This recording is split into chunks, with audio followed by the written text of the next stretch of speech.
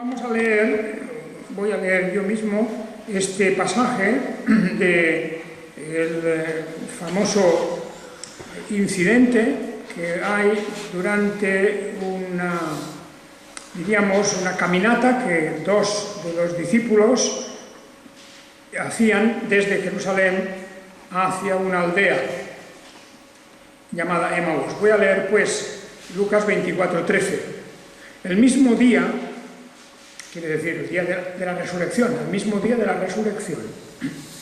He aquí, dos de ellos iban caminando hacia una aldea cuyo nombre era Emaús, que dista 60 estadios de Jerusalén. Y conversaban entre sí de todas estas cosas que habían acontecido.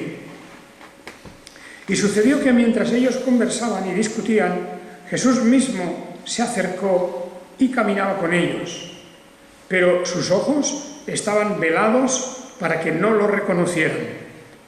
Les dijo: ¿qué palabras son estas que conversáis entre vosotros mientras camináis? Se detuvieron con rostros sombríos, y uno de ellos, llamado Cleofás, respondió y le dijo: ¿eres tú el único forastero en Jerusalén que no has sabido las cosas sucedidas en ella en estos días? Les dijo: ¿cuáles? Ellos le dijeron: las cosas acerca de Jesús el Nazareno, quien fue un varón profeta, poderoso en obra y palabra delante de Dios y de todo el pueblo, y cómo los principales sacerdotes y nuestros magistrados lo entregaron para que fuera condenado a muerte y lo crucificaron. Y nosotros esperábamos que Él era el que iba a libertar a Israel. Pero además de todo esto, ya es el tercer día desde que acontecieron estas cosas.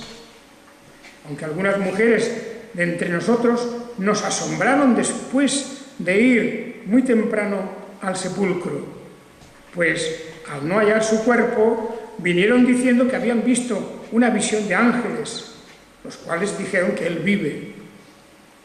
Y algunos de los nuestros fueron al sepulcro y hallaron tal como habían dicho las mujeres, pero a Él no lo vieron. Entonces Él les dijo: oh insensatos y tardos de corazón, para creer en todo lo que hablaron los profetas.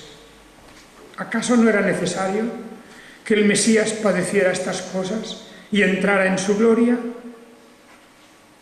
Y comenzando desde Moisés y siguiendo por todos los profetas, les explicó en todas las Escrituras las cosas referentes a Él mismo. Y acercándose a la aldea a donde iban, Él dio la impresión de ir más lejos. Pero ellos lo constriñeron diciendo: quédate con nosotros, pues esta noche, pues está anocheciendo y el día ya ha declinado.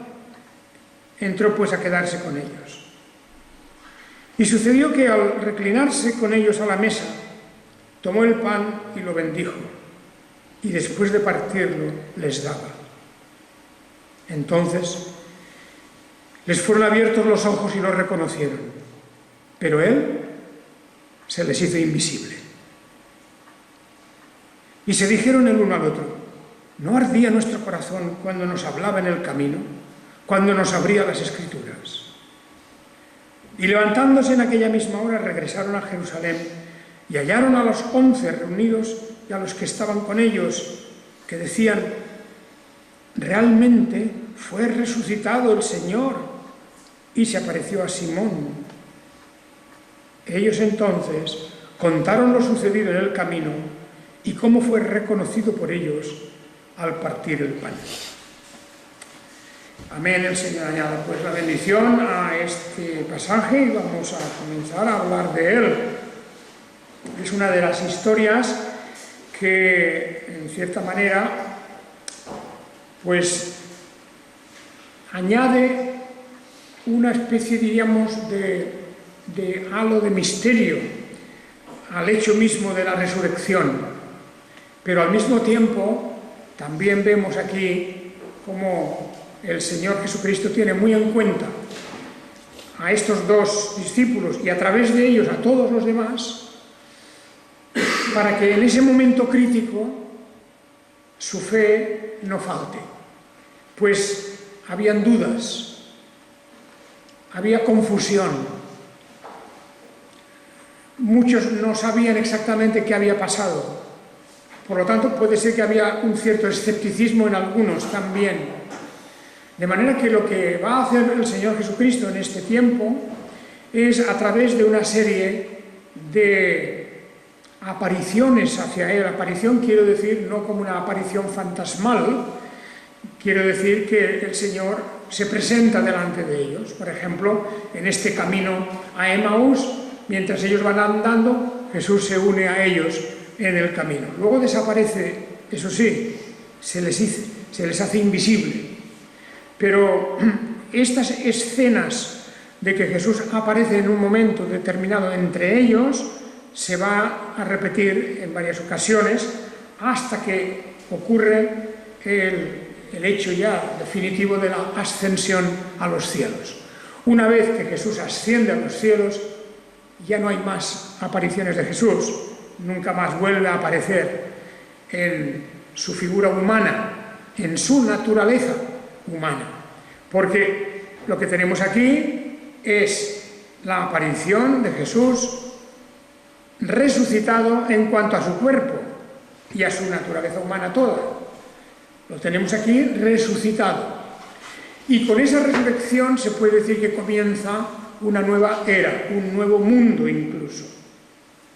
Esta mañana hablábamos en el libro de Apocalipsis de cómo al fin llega un momento en que Satanás va a ser atado, apresado y echado en una fosa y allí con una gran losa encima, sellada, y Satanás queda, diríamos, pues sometido, de manera que no pueda hacer las cosas que hacía antes, de engaño a las naciones.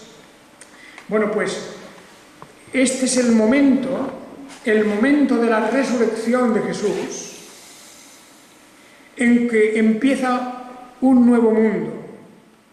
No es el definitivo, no es el fin de un mundo y el principio de la vida eterna, de la Jerusalén celestial, por así decirlo. No, todavía no. Pero desde la resurrección de Jesús hasta la segunda venida de Jesús hay algo nuevo. Ya el mundo no es lo mismo, porque Jesús ha resucitado, se ha cumplido la obra para la cual el Padre lo había enviado, y esa obra se ha hecho triunfalmente porque Él ha resucitado. La muerte no ha podido sujetarlo en el sepulcro, y con ello ha mostrado primero a sus discípulos, pero luego a la humanidad, que Él es el Redentor, el Salvador, el único que puede darnos la vida eterna. Y a partir de ese momento, el mensaje del Evangelio se va a esparcir por toda la tierra. Y grandes multitudes, desde ese momento hasta el día de hoy, han creído y han vivido con la esperanza y la fe, han conocido lo que es el amor verdadero en su profundidad, en sus raíces en Dios mismo. De manera que estamos en este momento histórico, crucial, un momento determinante de todo, que es la resurrección y lo que ocurre a continuación de la misma. Aquí el Evangelio de Lucas nos habla de algo que los otros evangelios prácticamente no mencionan, y es de este encuentro con dos discípulos que iban camino de una aldea que hoy no existe con ese nombre y que tampoco sabemos exactamente dónde era, pero que estaba a unos 5 o 6 kilómetros, seguramente, un poco más, tal vez 7 kilómetros de Jerusalén. Y andando iban los discípulos hacia esa aldea, y andaban naturalmente conversando todo lo que estaba ocurriendo. Pensemos que al amanecer de ese día primero de la semana, el tercero desde la crucifixión, como dicen ellos, han pasado ya 3 días, es decir, parte del viernes, el sábado y una parte del domingo, que era el día de la resurrección. Y podemos imaginarnos a estos discípulos, ¿verdad?, pues caminando ya al atardecer, porque ya cuando estaban llegando a la aldea, dice que estaba atardeciendo, por lo tanto casi todo el día primero, el día del domingo, el día de la resurrección, ya casi se estaba acabando. Y he aquí que Jesús se va a unir a estos 2 discípulos. Y por lo que vemos en esta descripción, los discípulos andaban pues algo así como bastante perdidos en su forma de pensar. No sabían a qué atenerse. Hay algunas frases aquí que indican algo así como una decepción, como una cierta incredulidad. Otras frases indican pues que todavía se agarran a una cierta esperanza. En fin, hay una lucha ahí dentro de su mente de lo que ocurre. ¿Será verdad? ¿O no será verdad lo que nos han dicho aquellas mujeres que han ido esta madrugada allí? ¿Será verdad o no será verdad? Al amanecer han ido ellas y han dicho que no estaba. Y también que han recibido un mensaje, que es que ha resucitado. ¿Esto es así o no es así? Y ciertamente que se mezclan en ellos estas cuestiones, y cuando se acerca a Jesús, vemos cómo intenta el Señor extraer de ellos, y lo consigue por supuesto, cómo quiere extraer de ellos un poco el sentimiento que tienen, qué piensan, cómo ha quedado la situación después de esa muerte, de esos 3 días y de la resurrección. ¿Cómo piensan ellos? ¿Qué creen? Y les preguntan. Naturalmente, hay un cierto grado diríamos, de Jesús en el que se hace como si no supiera nada de qué va todo eso. Y les pregunta, ¿qué palabras son estas que conversáis entre vosotros mientras camináis? Como haciéndose un poco, digamos, ignorante de lo que estaba ocurriendo. Una manera simplemente de comenzar la conversación y extraer de ellos su pensamiento y lo que había en su corazón. Y este Cleofás, no sabemos con certeza quién es, hay otros Cleofás en el Nuevo Testamento, pues le contesta como casi reprochándole: eres tú el único forastero en Jerusalén que no has sabido las cosas sucedidas en ella en estos días. Y Jesús otra vez como si no supiera cuáles. Y entonces empiezan a explicar lo que había ocurrido. Pero vale la pena fijarse en ese versículo 19, donde tenemos la respuesta. Cómo cuentan la historia un poco, yo diría, y ese es mi sentimiento, y supongo que a vosotros os puede pasar algo parecido, como algo que ha pasado, ha ocurrido, pero que casi como si hubiera quedado en nada. Dice, las cosas acerca de Jesús el Nazareno, quien fue un varón profeta, poderoso en obra y palabra delante de Dios y de todo el pueblo. Esta contestación no es la más perfecta que podríamos esperar de discípulos, de gente que ha estado con él, gente que conoce. Porque ya hemos visto otras veces en este Evangelio y en todos que había habido un reconocimiento explícito, claro, por parte de los discípulos, de los apóstoles ciertamente, de que Jesús era el Mesías, de que Jesús era el Hijo de Dios, y de que en definitiva en él se cumplían todas las expectativas de salvación. particularmente de salvación en un sentido espiritual. Pues Jesús había dicho que él no había venido a ser un rey, ni a quitarle el trono a nadie, y su reino no era de este mundo, etc. Todas esas cosas habían sido dichas públicamente. Él había rechazado aquella especie de intento de nombrarlo rey, de proclamarlo rey. Todo eso estaba claro que él no había venido. Y entonces, aquí la respuesta de estos dos discípulos fue un varón profeta. Pues eso es importante, reconocer que era profeta, pero eso no es lo máximo que podría haber dicho. Era como rebajar un poco la importancia realmente que tenía Jesús. Era una manera de decir, varón profeta, poderoso en obras y palabras ante Dios y ante el pueblo. Bien, era una cosa, era real, era verdad todo eso, pero no es todo. Y no es lo mejor que se puede decir, que se podría decir.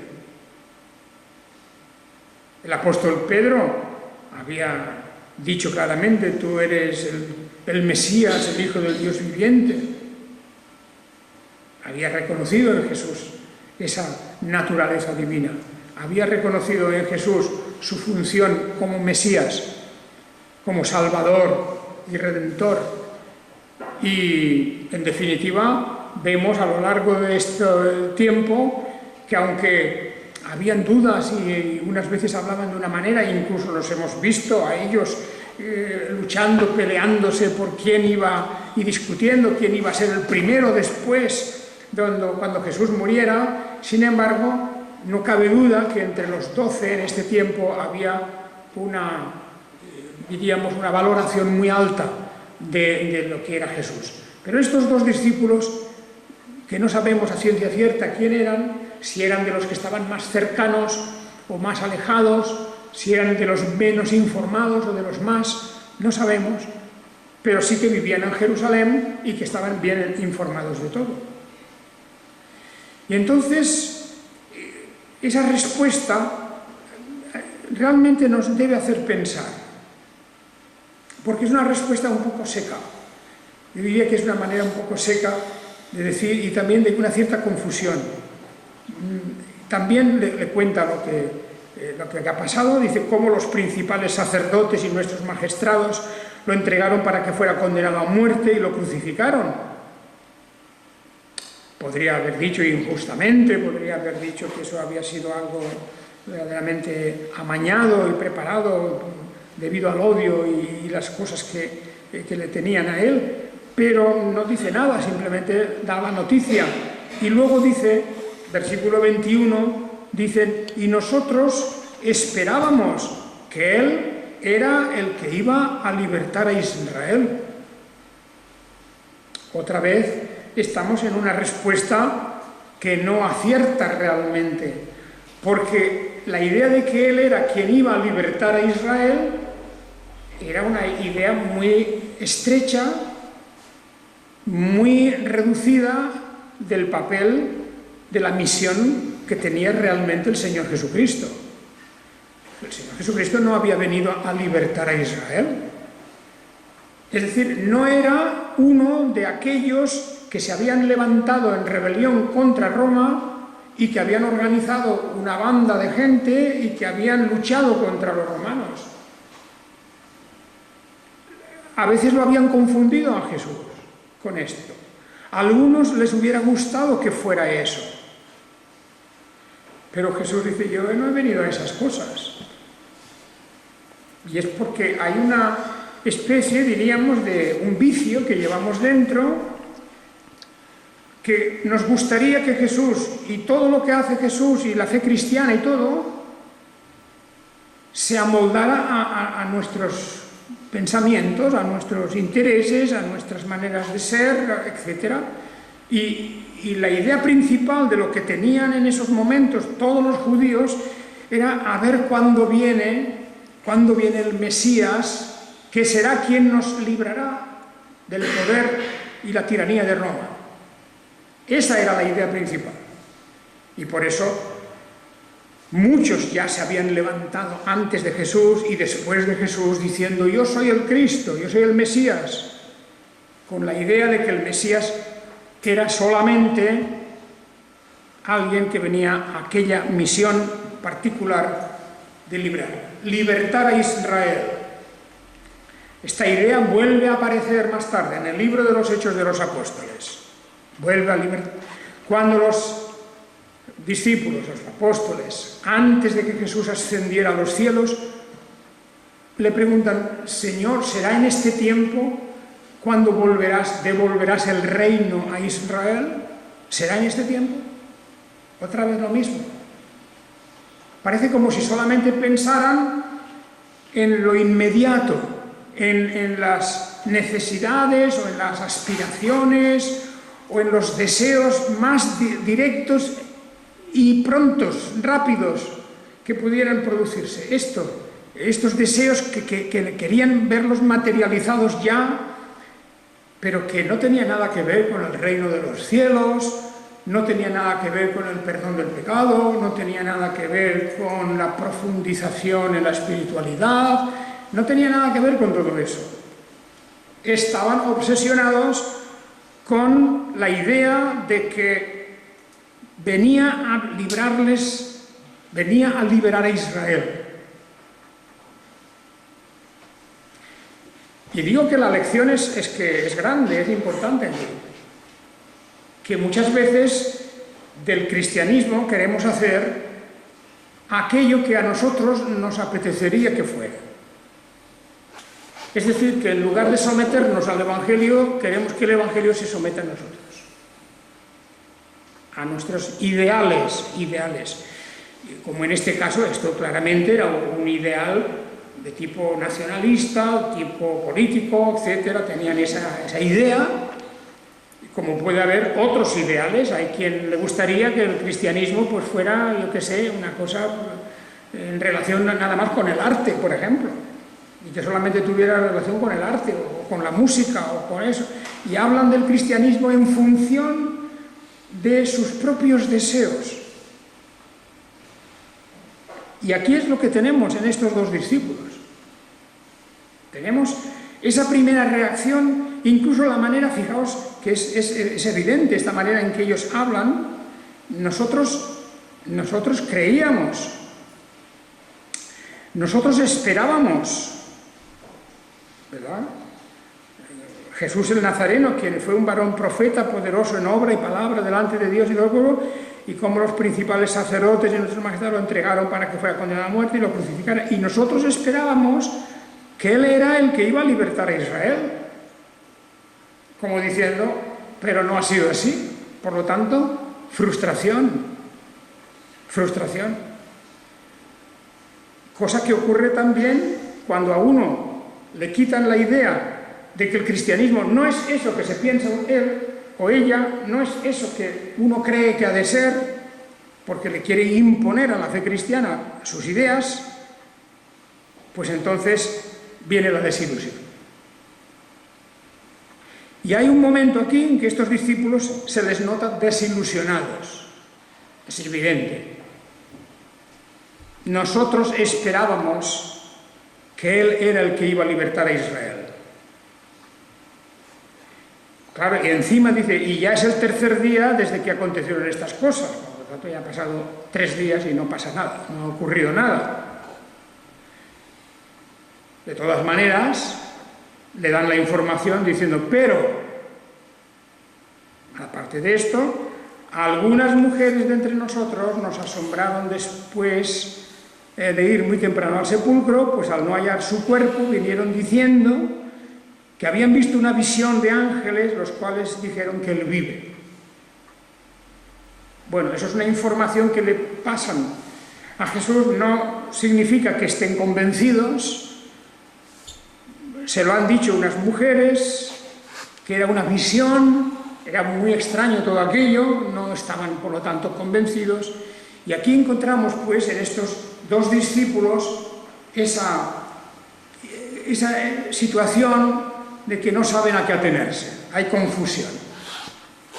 No quiero decir que estén renegando de la confianza que habían puesto o de las expectativas, no quiero decir eso, pero quiero decir que tampoco estaban seguros de que las promesas, sobre todo las promesas tan claras, tan manifiestas del Señor Jesucristo. Si leemos el Evangelio de Juan, los discursos desde el capítulo 14 al 17, todos esos discursos de esos capítulos, allí no hay duda de qué está hablando el Señor Jesús. Esa enseñanza tenía que haber trascendido, aunque estaba dada, parece, en el círculo de los 12 apóstoles principalmente, pero esos capítulos del 14 al 17 de Juan son de una intensidad espiritual tan grande, como diciendo: no me habléis de las cosas de ahora temporales y de este mundo, porque eso no es mi misión.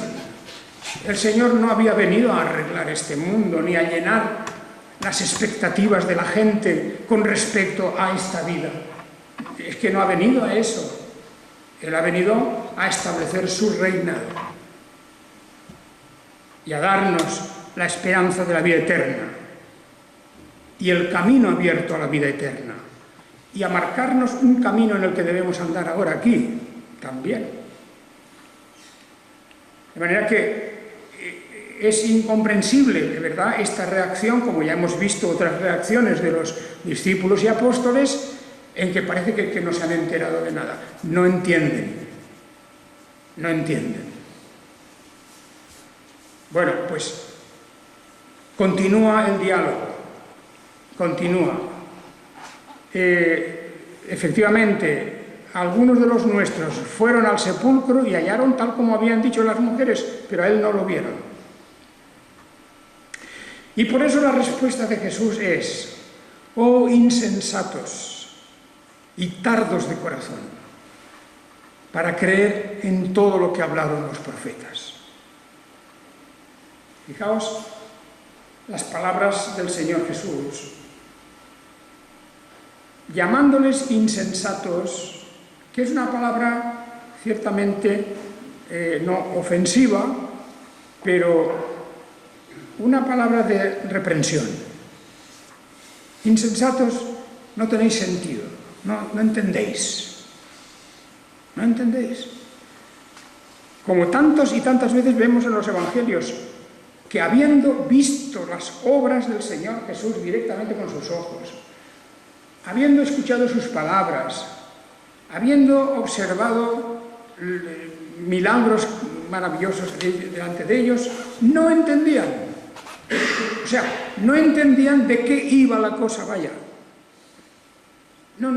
Cada uno estaba a sus asuntos, estaba a lo suyo, y tenían sus preferencias, y por eso discutían a ver quién sería el primero, y todas estas manifestaciones tan, yo diría, tan penosas de lo que es el ser humano, cuando por encima de los intereses del reino de Dios se colocan las cosas de esta vida.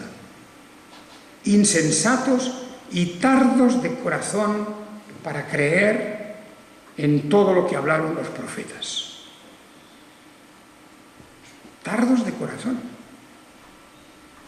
Claro, yo sé que no es agradable decirle eso a nadie, y aquí yo a nadie se lo digo directamente, pero es para que tengamos en cuenta que esto ocurre, que esto pasa, que esto puede pasarle a cualquiera.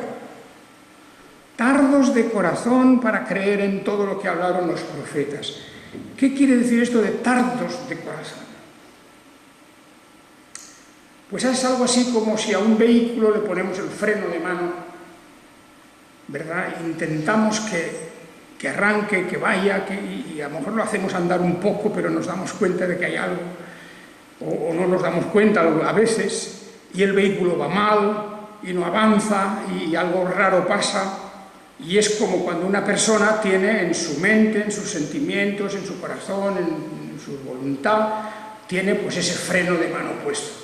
Ese freno de mano que no le permite desarrollar totalmente esa comprensión de las Escrituras, de la palabra de Dios. Y entonces se va como flotando en una situación rara, en que se conoce pero no se comprende del todo y está todo a medias y todo revuelto y hay ideas contradictorias, y estos tenían ideas contradictorias. Nosotros esperábamos que fuera Él quien diera la libertad a Israel. No, si el Señor Jesús no vino a eso, si Él lo dijo claramente tantas veces, no tiene nada que ver con eso. Y hemos de aprender una lección de aquí todos nosotros siempre. Que no nos ocurra como a estos discípulos, que pensemos que Jesús ha venido a ciertas cosas, o que la fe cristiana se refiere a ciertas cosas, pero no a otras, o que pongamos lo secundario en donde tenía que estar lo primario, y al revés, en fin, estas cosas que pueden ocurrir cuando hay ese freno puesto ahí, que es algo así como una especie de reliquia de las cosas anteriores a la fe, de las cosas de antes. Si nuestra mente no se ha limpiado del todo y no se ha rellenado con el agua limpia del Evangelio, pues tendremos ahí como cuando se mezcla agua sucia y agua limpia, que la cosa está turbia, no va bien. Y el pensamiento de estos dos discípulos no era claro como el agua, era turbio hasta ese momento. Y por eso Jesús les dice: ¿acaso no era necesario que el Mesías padeciera estas cosas y entrara en su gloria? Porque ellos pensaban que el Mesías no podía ser alguien que muriera ejecutado y así ya está. Ellos pensaban que el Mesías era un príncipe triunfador, un guerrero imparable, pero ahora resulta que había muerto ignominiosamente en una cruz, y ahora ni se sabía dónde estaba el cuerpo, ni se sabía nada. O sea que estaban, y por eso les llama insensatos y tardos de corazón. No tenéis sentido, no entendéis. Yo sé que a nadie le gusta que le digan que no entiende, pero pasa, ocurre. Y no es porque una persona no sea inteligente, es porque el agua está turbia, porque se han mezclado las ideas de las cosas de este mundo y de cómo funciona el mundo y de las cosas que en general son aceptables en la filosofía de este mundo, y con un poquito de evangelio, con un poquito del evangelio, de la Biblia, vaya, de la palabra de Dios, un poquito, es una mezcla, y el agua no está clara.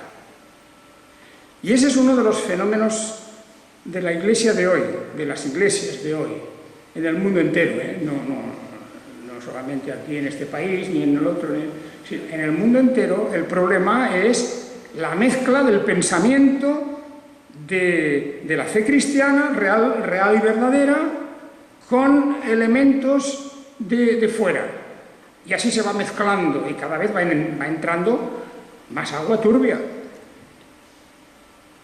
Por eso lo vemos ya que ha empezado, porque los pensamientos de estos discípulos no eran conforme a lo que habían dicho los profetas. No entendían.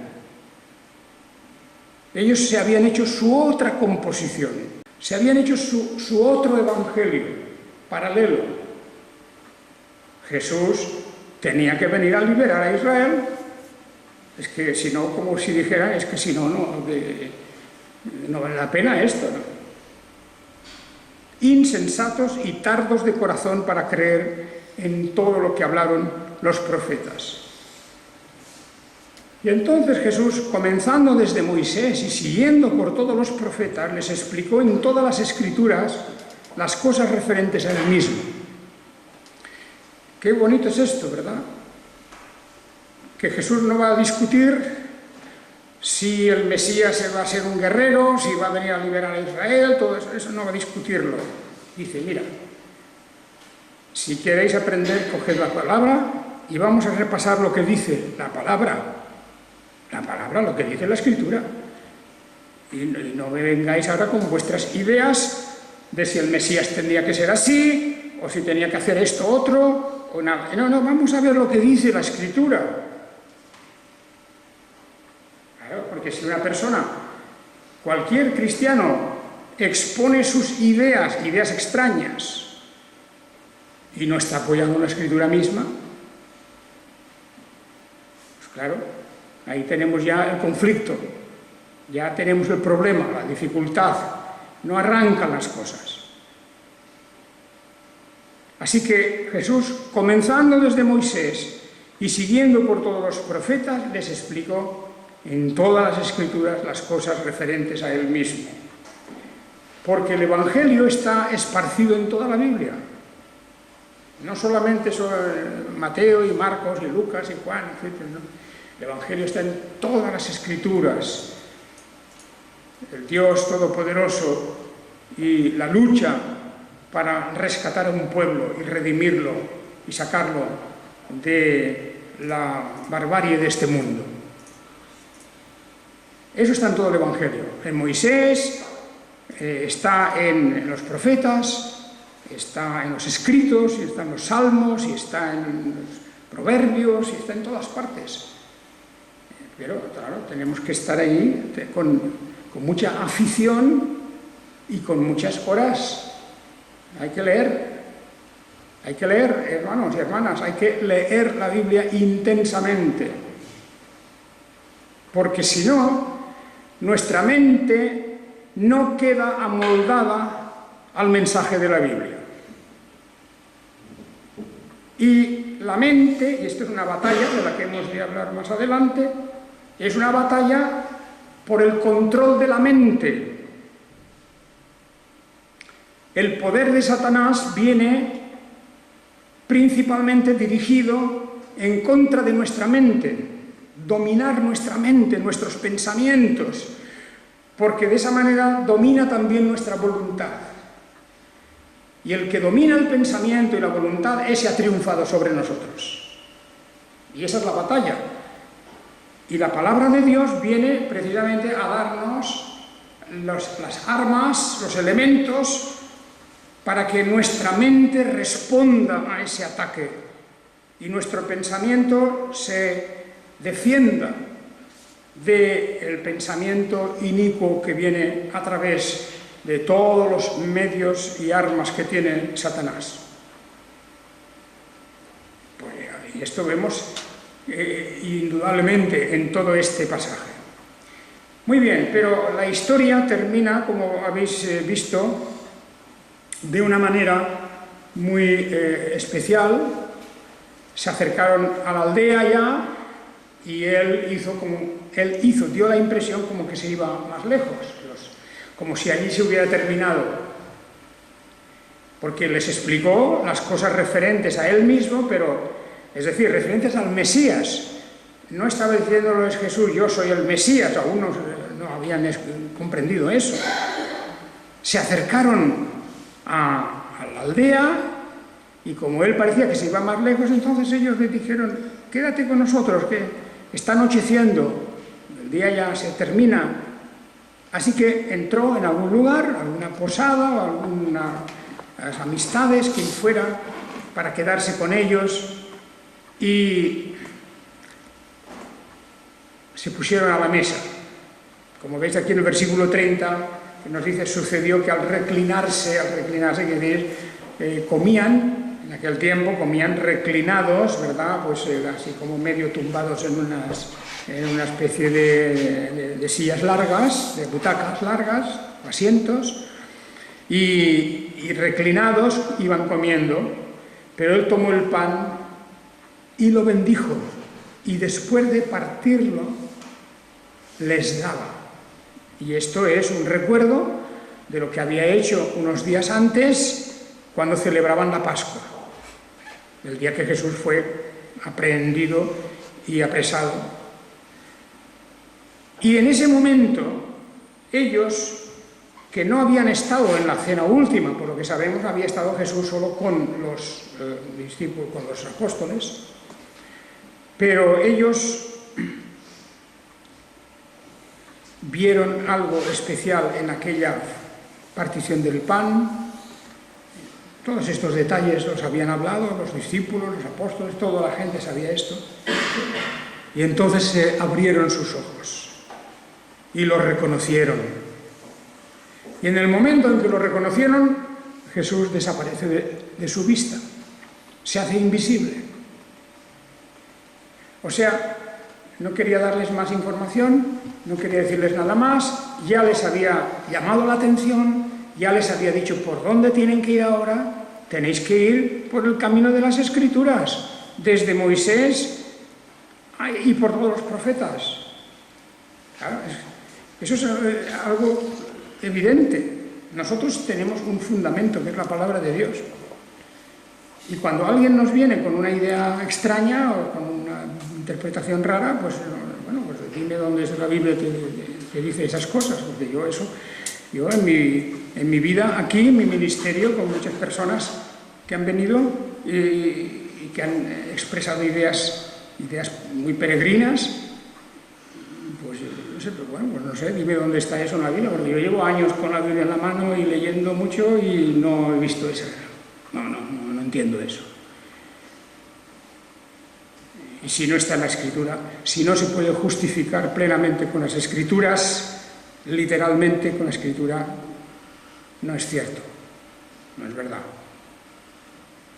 Y ellos no podían justificar con las Escrituras que el Mesías iba a ser un guerrero que iba a liberar a Israel. Eso no lo podían justificar con las Escrituras. Desde Moisés y por todos los profetas, lo que hablaban del Mesías era de un príncipe salvador, pero un príncipe salvador de la ignorancia, del pecado, de la maldad, y un príncipe que iba a traernos su paz, su bendición. Esto es lo que importa. Bueno, por fin, con esto terminamos. El versículo 32 hasta el 35, por fin abrieron los ojos. O sea, de manera que hay un final que podríamos decir positivo, feliz, ¿no? Estos tardos de corazón, insensatos, que no entendían las Escrituras, que no se habían dado cuenta de lo que significaba todo lo que había pasado, por fin abren los ojos y entonces se dijeron, ¿no ardía nuestro corazón cuando nos hablaba en el camino y cuando nos abría las Escrituras? O sea que a medida que les iba explicando las Escrituras, verdaderamente se emocionaban, su corazón latía fuerte, ardía su corazón y estaban convencidos de que de que aquel era alguien especial, pero no lo sabían todavía. Y entonces se levantaron, en aquella misma hora regresaron a Jerusalén y hallaron a los 11 apóstoles. Judas ya no estaba, por eso sabemos que estos no eran apóstoles, estos eran del círculo cercano de los discípulos. Y les dijeron, realmente fue resucitado el Señor. Esto lo estaban diciendo los que estaban allí. Y ellos entonces contaron lo sucedido en el camino y cómo fue reconocido por ellos al partir el pan.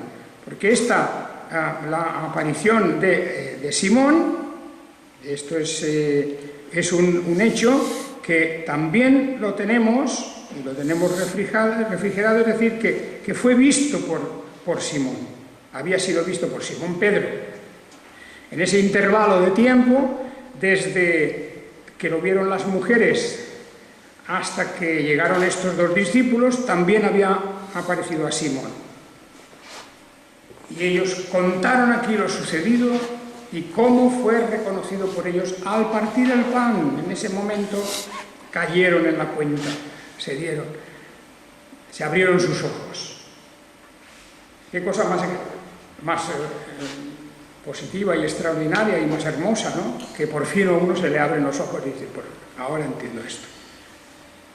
Y bueno, no tuvieron ningún reparo en decir, pues verdaderamente éramos insensatos y tardos de corazón. Es que lo éramos. Porque a nosotros nos ocurre en la vida muchas veces como cristianos que vivimos tiempo y tiempo y tiempo sin darnos cuenta de ciertas cosas, hasta que de alguna manera algún día, leyendo la palabra de Dios, escuchando la predicación, leyendo un libro de alguien que sea un verdadero maestro, pues caemos en la cuenta, diciendo, qué equivocado estaba, ahora veo esto. Esa es una de las grandes lecciones de esta aventura, diríamos, de todo este suceso del camino a Emaús, del que el evangelista Lucas, fijaos que le dedica pues una cantidad grande de espacio, le da mucha importancia a esta historia que los otros evangelistas pasan un poquito por alto. Y es porque verdaderamente aquí hay una lección muy profunda. Es una llamada de atención para que nos demos cuenta de que a veces nos perdemos la verdadera esencia de las cosas espirituales, pero es porque nuestro pensamiento está puesto en otras cosas. Y hay una mezcla, como he dicho hace un momento. Con lo cual, hermanos, hay una lección, y es que hemos de insistir más en la lectura de la palabra de Dios. Con mucha atención, no una lectura rutinaria, ni por, en fin, por justificarnos un poco, sino de verdad escudriñar las Escrituras. Eso es lo que el apóstol Pablo les dijo a aquellos hermanos. Escudriñad las Escrituras, escudriñadlas. Hay que triturar eso, hay que desmenuzar, hay que ver las consecuencias, el por qué dice esto. Y de esa manera podemos avanzar en el camino del reino de los cielos. Que el Señor os bendiga. Amén.